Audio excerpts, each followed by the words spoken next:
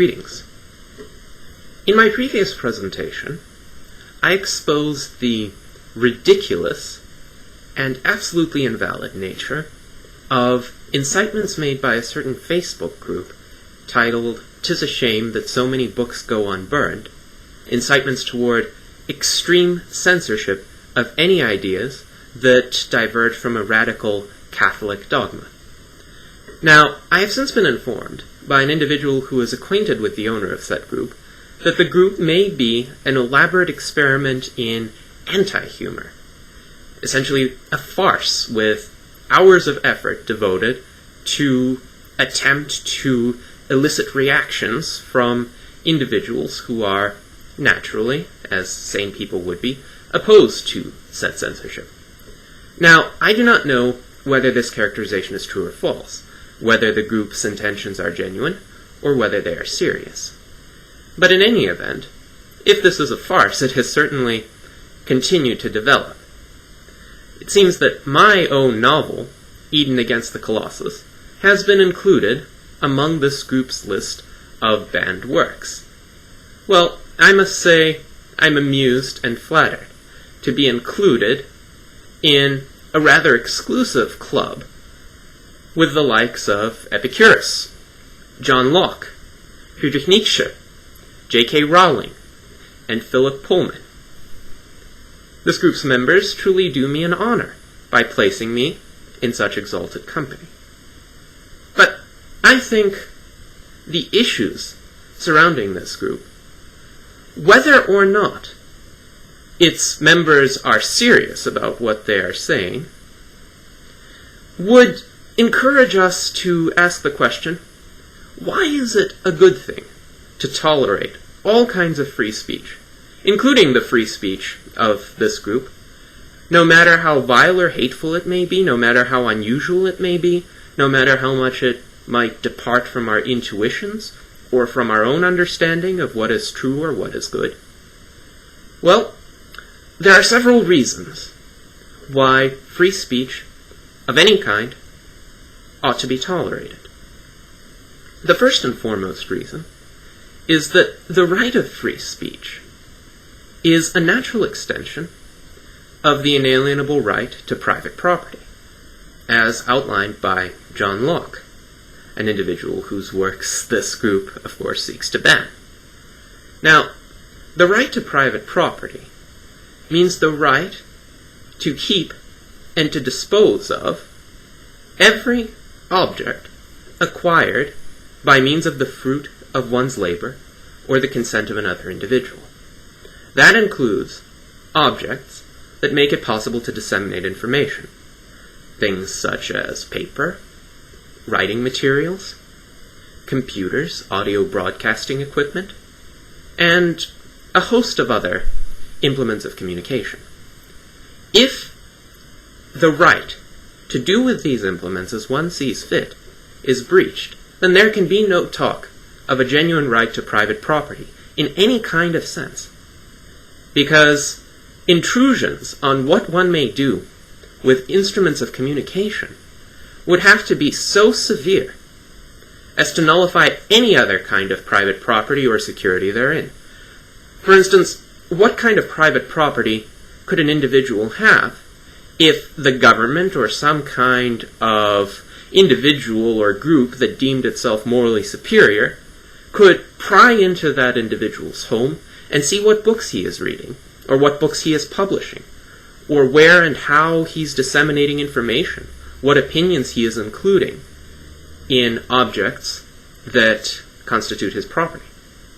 Certainly, there would be no private property under that system. Everybody would be under constant surveillance, and everybody's property would be at risk of being confiscated because it could be interpreted by someone in some manner as an exposition of subversive ideas. Certainly, this is an Orwellian world. It is a totalitarian world. It is not a world in which anybody would be happy living, including the very people who advocate censorship. Because, interestingly enough, the consistent idealists, at least the people who fancy themselves as being consistent, are always the first people to be eliminated whenever any kind of regime of censorship or any other politically enforced homogeneity arises. Why is that? Because of the incentives built into that system. The incentives of any system that is based on anything other than the abstract rule of private property favor the rule of thugs, favor the rule of people who no longer compete on the basis of financial characteristics, on the basis of economic characteristics, but rather compete on a much more primitive basis of brute force. This is why the idealistic communists, the people who wanted to improve the world, to bring about a post-state utopia in which every human being would be sated, every human being would be the new socialist man and act ingeniously throughout his life. As Trotsky said, he would compose a symphony in the morning and then perform brain surgery in the afternoon and write a book in the evening. Well, those idealists were some of the first people to get purged when the actual communists came to power. Similarly, the very individuals who currently advocate censorship of ideas are likely to be the very first ones whose ideas are going to be censored. And that includes you, Mr. Lejeune. Now, another reason why any kind of censorship is ill-advised is because of the tremendous ignorance of virtually every human being at this stage in our history.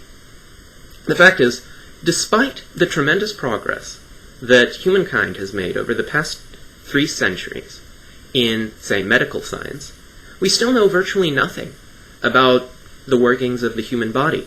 In fact, we do not even know enough to prevent that body's systematic decay in every single individual. We are still at a primitive and barbaric state in our knowledge of medicine. Furthermore, despite the tremendous advancement in our knowledge of political institutions and the ways to prevent the exercise of brute force in societies, we still have no idea how to prevent a government from being taken over by thugs in the long run, and how to preserve our liberties in a lasting manner. Certainly, tens and even hundreds of brilliant political theorists have contributed insights to this question, but we are still at a very early and primitive stage in our development in this sense. So, the sum total of our knowledge on these subjects and on numerous other subjects does not even come near sufficing to solve some of the most basic and pressing questions of our existence. Any kind of censorship undertakes the hubristic presumption of omniscience, the presumption that we already know the answers, and that any individual who radically departs from this knowledge doesn't have anything to contribute and ought to be censored. It presumes that we already know everything that is just and good and proper, everything that is technically effective at accomplishing the goals that we have, and that we even know in entirety what the most desirable goals would be. But the fact is, human beings are fallible. From whatever perspective we interpret it, whether it be from a religious or a secular perspective, no human being comes anywhere near omniscience, anywhere near perfection in any facet of his life. And to presume that we ought to have the power to censor anybody, or that anybody ought to have the power to censor us, is a presumption of omniscience.